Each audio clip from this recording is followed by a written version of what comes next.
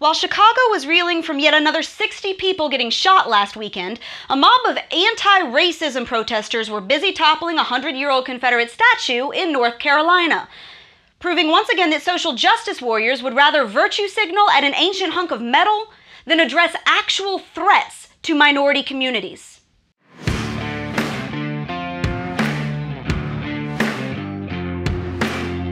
Hey guys, you're watching Reality Check on MRC TV. I'm Brittany Hughes.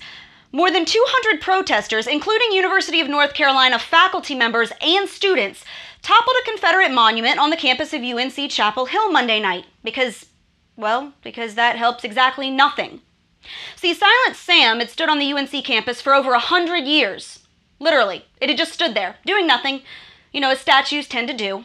So of course, people fed up with slavery that ended 150 years ago decided the best way to help black people today was to push over a statue of a dead guy and then run around shrieking like crazy people.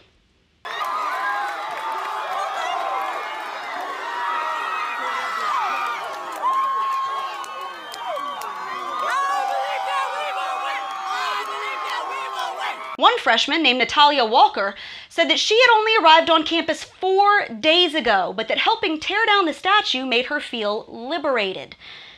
Great stuff we're teaching our kids in college these days, guys, that when you don't like something, just resort to vandalism and violence to make your point. Dwayne Dixon, who's actually an Asian studies professor at UNC, admitted that he helped push the statue into the mud, saying that the whole thing felt biblical. So here's a message to our highly educated morons with nothing better to do in college than vandalize hunks of iron in the middle of the night to protest 200-year-old slavery. Guess what happened in Chicago last weekend? 60 more people were shot, most of them black, including a 3-year-old boy. Yep, he and 6 other people were shot while sitting on a sidewalk Friday night. Luckily, he'll be okay. Not that you guys knew about it or care.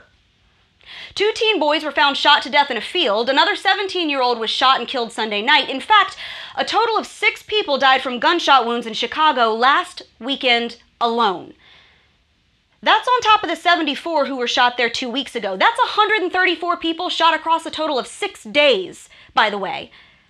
So far, the top 2 bloodiest weekends in this Democrat-controlled city have happened this month, leaving black people either riddled with bullet holes or left to put their family members in the ground, all while you fools were busy throwing hissy fits about 100-year-old chunks of metal. Congratulations. See, Silent Sam is probably going to go right back up where he was before, and even if he doesn't, even if UNC decides to capitulate to a bunch of whiny toddlers because they don't feel like constantly having to fix all of this damage, who does that help? How many black families does that pull off of welfare?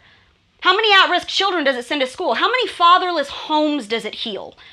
How many illegal guns does it put down? Whose lives are better for this today? 0.